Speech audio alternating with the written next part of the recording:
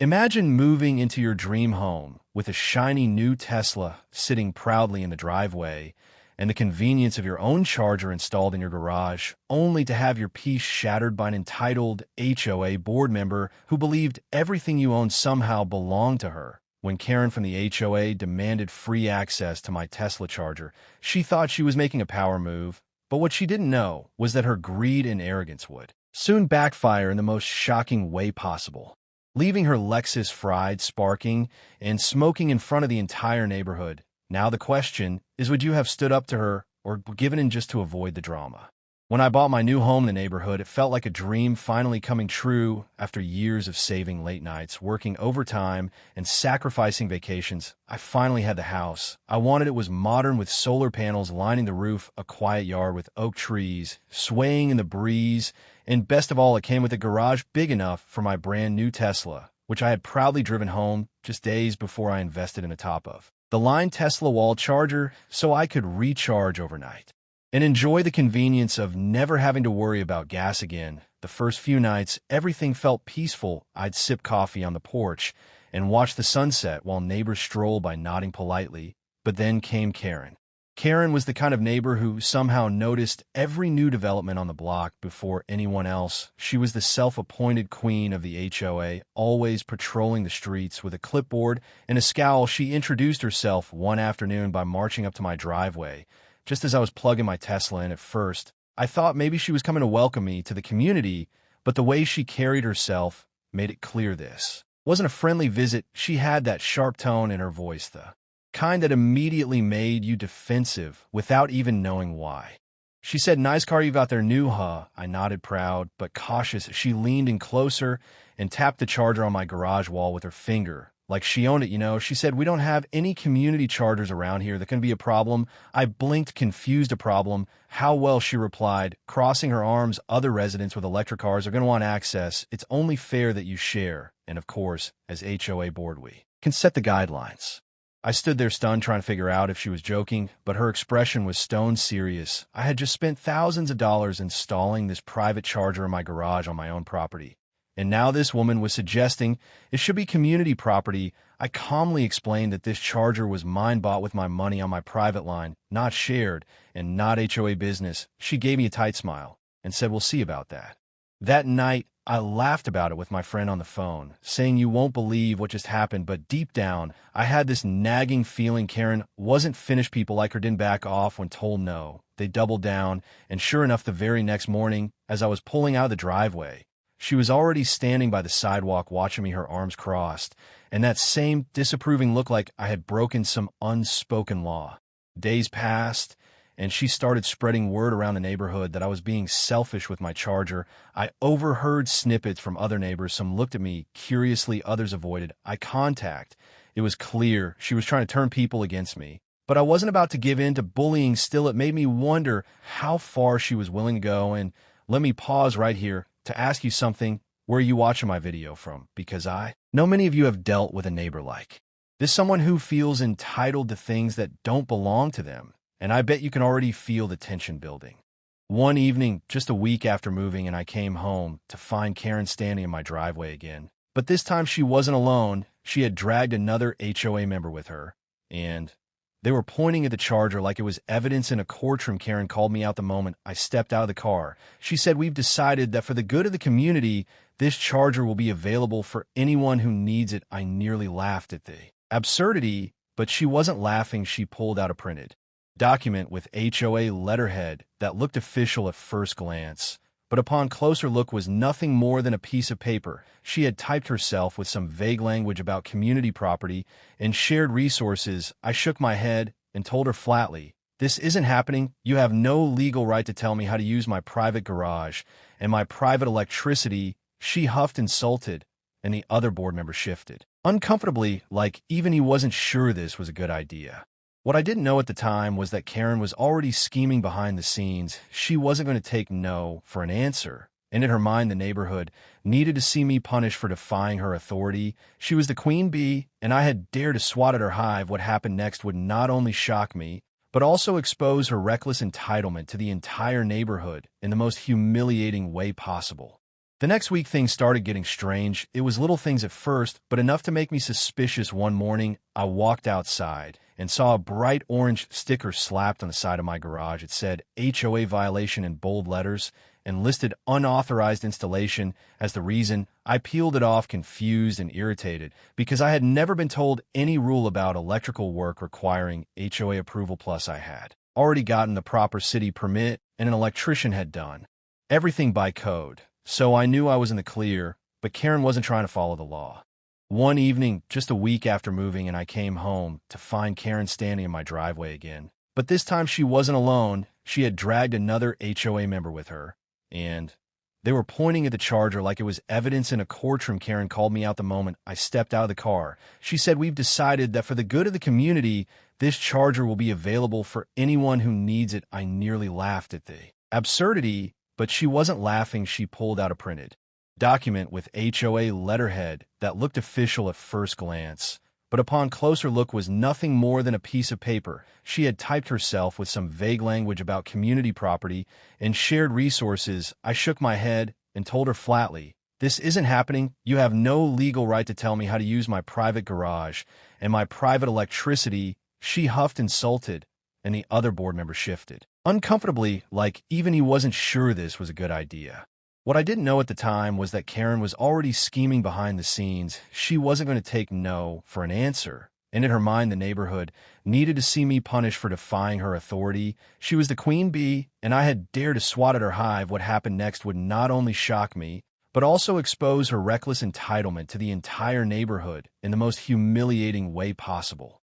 The next week, things started getting strange. It was little things at first, but enough to make me suspicious. One morning, I walked outside and saw a bright orange sticker slapped on the side of my garage. It said HOA violation in bold letters and listed unauthorized installation as the reason. I peeled it off, confused and irritated, because I had never been told any rule about electrical work requiring HOA approval. Plus, I had already gotten the proper city permit and an electrician had done everything by code. So I knew I was in the clear, but Karen wasn't trying to follow the law.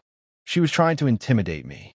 Later that day, I emailed the HOA directly attaching copies of the permits and the paid invoice from the licensed electrician. I explained that everything was legal and safe and that the violation notice was completely baseless. I didn't hear back from them right away, but the silence told me Karen was behind this. She wanted me rattled. She wanted me to cave.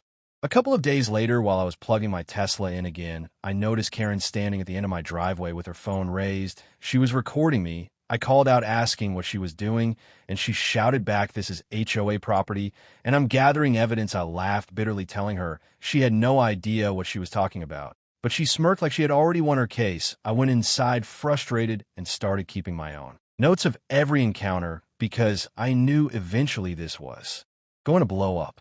Then came the HOA meeting. I hadn't even planned on attending, but when I saw the notice taped to my mailbox, I realized Karen was going to bring up my charger in front of the whole community. So I showed up ready for a fight. The room was full of neighbors, sitting in folding chairs with Karen right at the front table, tapping her pen.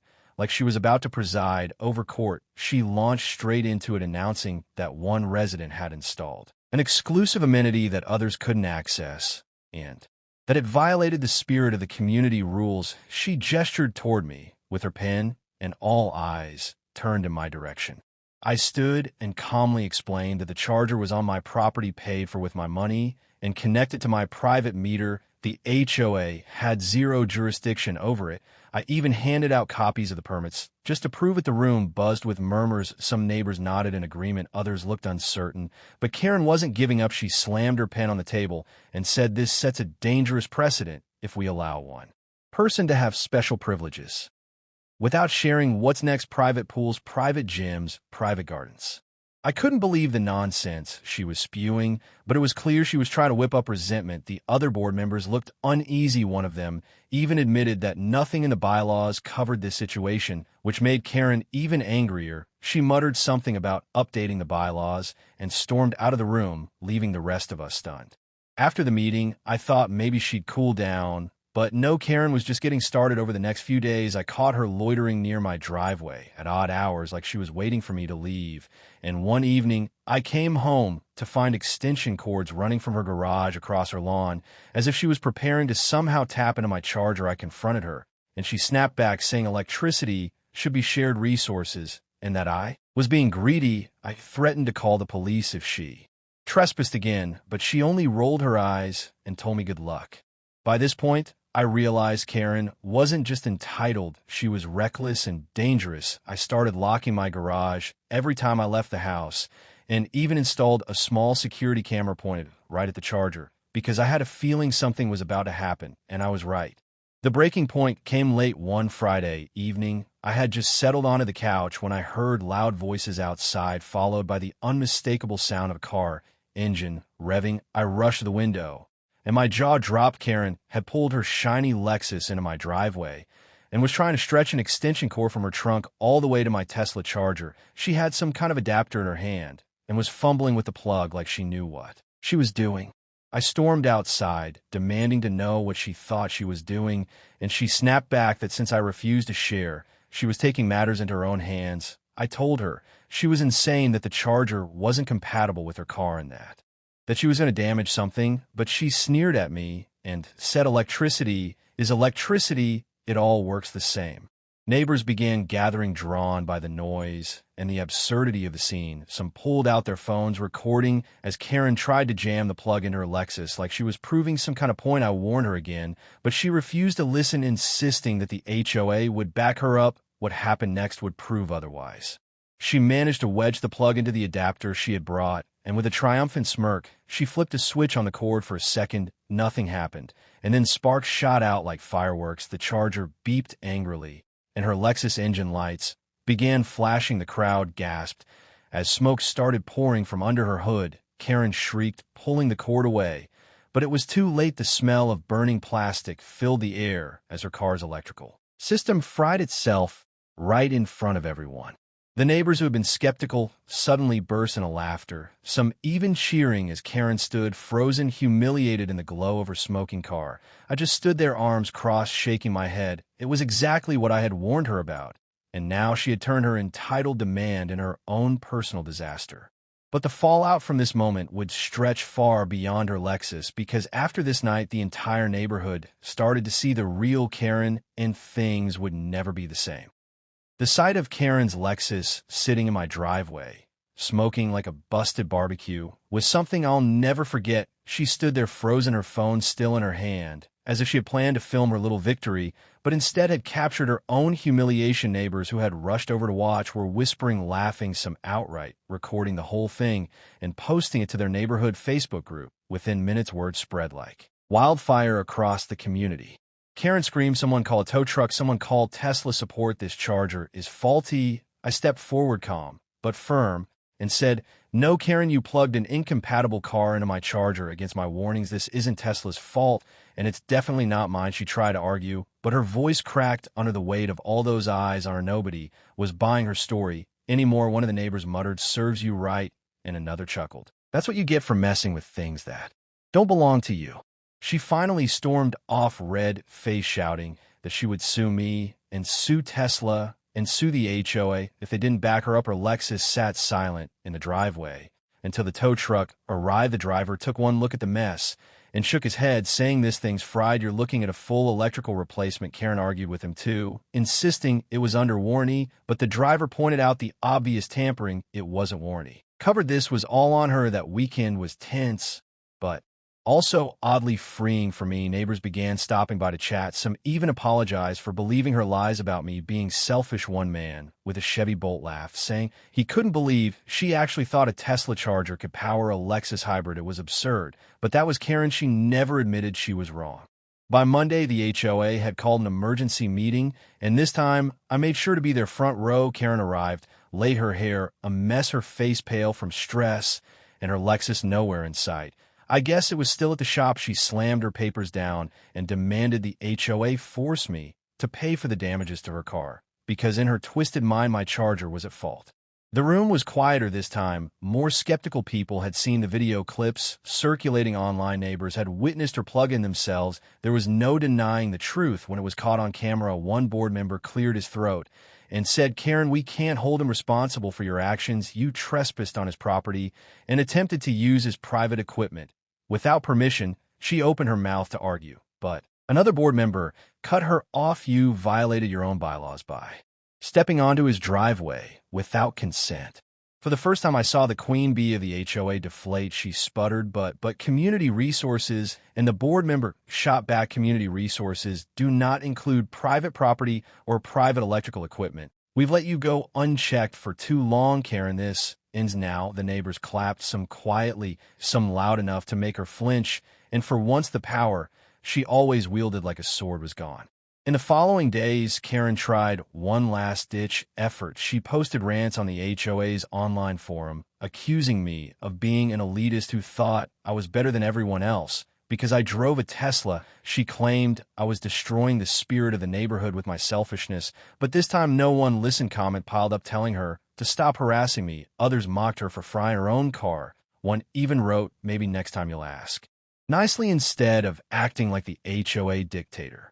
At first I thought that was the end of it, but Karen wasn't someone who accepted defeat easily. She kept her head down for a few weeks, embarrassed, but I could tell she was plotting something. Every time I saw her walking her dog, she'd glare at my garage like it had personally ruined her life. Meanwhile, I had become something of a local hero. Neighbors waved more often, stopped to chat, and a few even asked if I'd mind explaining how they could install their own chargers. I told them the truth. It wasn't cheap, but it was worth it for the independence. Plus, it meant nobody could ever hold it over them like Karen had tried with me. And while I was enjoying my small victory, I knew deep down this wasn't the last of Karen. She wasn't the type to walk away quietly from humiliation. She was the type to come back louder and angrier.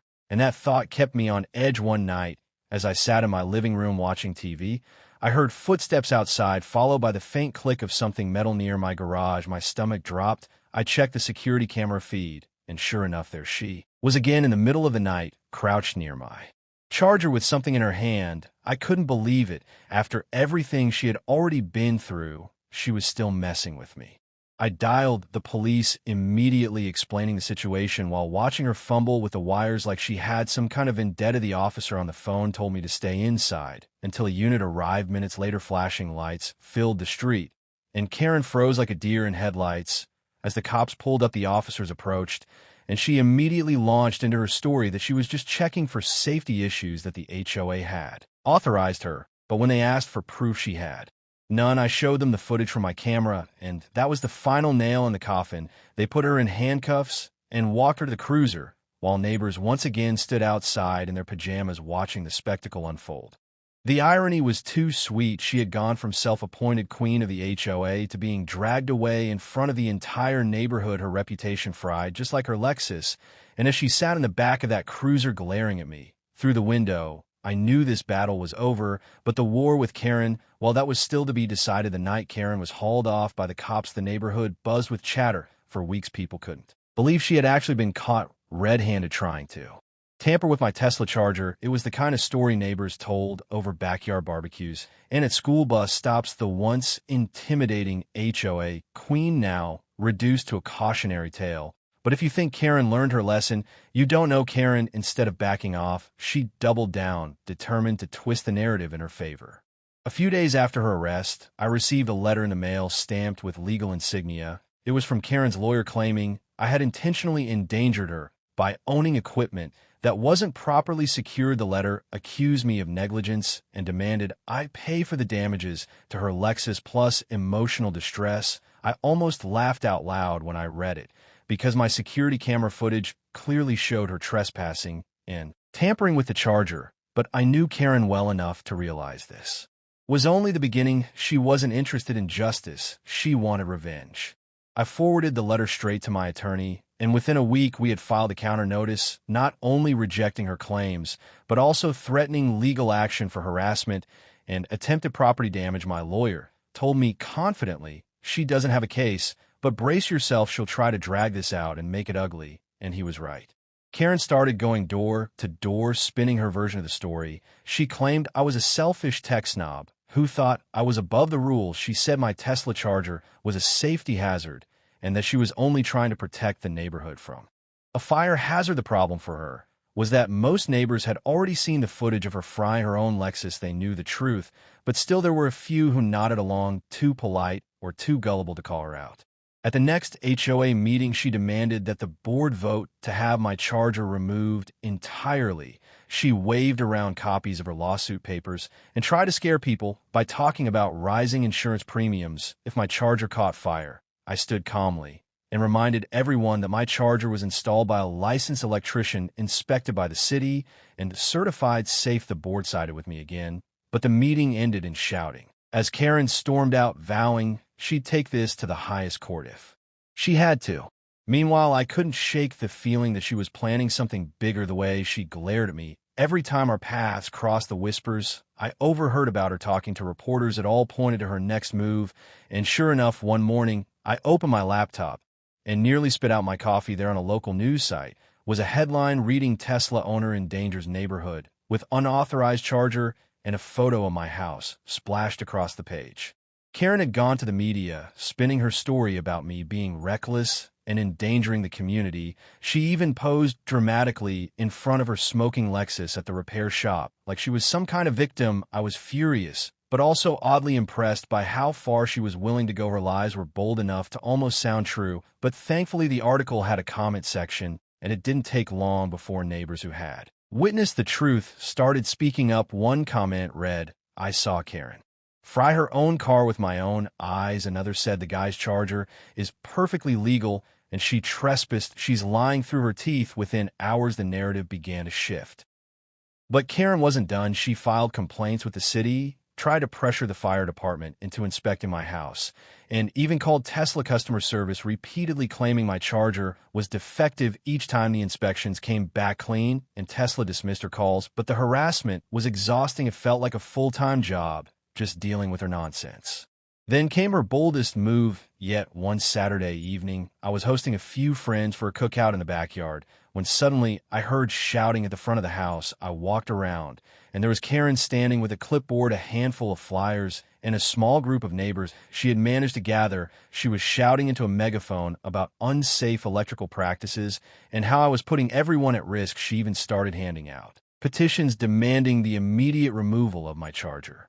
My friends stood there dumbfounded, watching this circus unfold while I filmed the whole thing from my phone.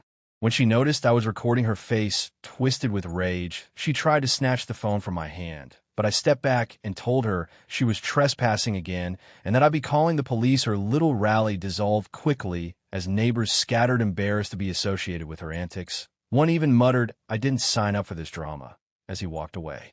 By this point, it was clear Karen wasn't just obsessed. She was spiraling, and the HOA board finally realized they had to act. At the next meeting, they voted to strip her of her position, citing her abuse of power, harassment of residents, and the legal liability she posed. The decision passed overwhelmingly, and the smug look she once wore was replaced by pure fury. She shouted at the board, calling them traitors and cowards, but no one cared anymore. Her reign of terror was officially over.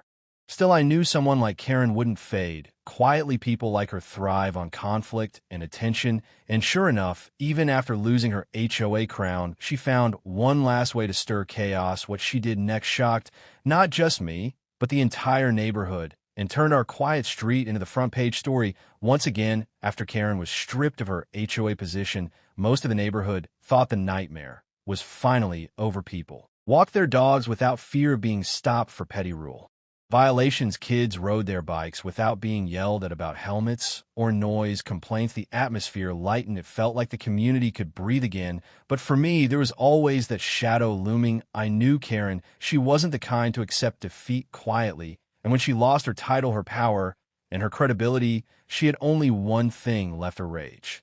At first, it came in petty little ways. I'd find nasty anonymous notes on my windshield saying things like "Tesla trash" or "Go back to Silicon Valley." My trash cans were mysteriously knocked over more than once. And one morning, I even found a half-empty cup of soda poured all over my mailbox. Childish stunts that screamed of Karen, but I couldn't prove it. Then things escalated. One Friday night, I came home late from work and noticed the lock on my garage door looked scratched like someone had been trying to force it open. My stomach dropped. I rushed inside, checked my security cameras, and sure enough, at around midnight the night before, there was Karen's shadowy figure trying to jimmy the lock with what looked like a screwdriver. She had given up after a few minutes, but the message was clear. She was still obsessed, still trying to get my charger. I took the footage straight to the police, and they warned her again, but stopped short of filing charges, saying it wasn't enough for a full case unless she actually broke, and that infuriated me. But Karen must have taken it as a green light, because not even a week later she pulled her boldest stunt yet. It was a warm Saturday afternoon, and I had decided to wash my Tesla in the driveway. Neighbors waved as they walked past, and everything felt normal. Then suddenly I heard the roar of an engine behind me. I turned, and there was Karen in a rental SUV speeding down the street. She swerved and skidded to a stop right at the edge of my driveway, nearly clipping my trash bins before jumping out, slamming the door, and marching toward me. She was red-faced, shaking her finger, and screaming about how I had ruined her life. She said her Lexus was still in the shop, costing her thousands, and that because she lost her HOA title, the whole neighborhood treated her like a joke. She got right up in my face, shouting that I owed her, that if I had just shared the charger, none of this would have happened.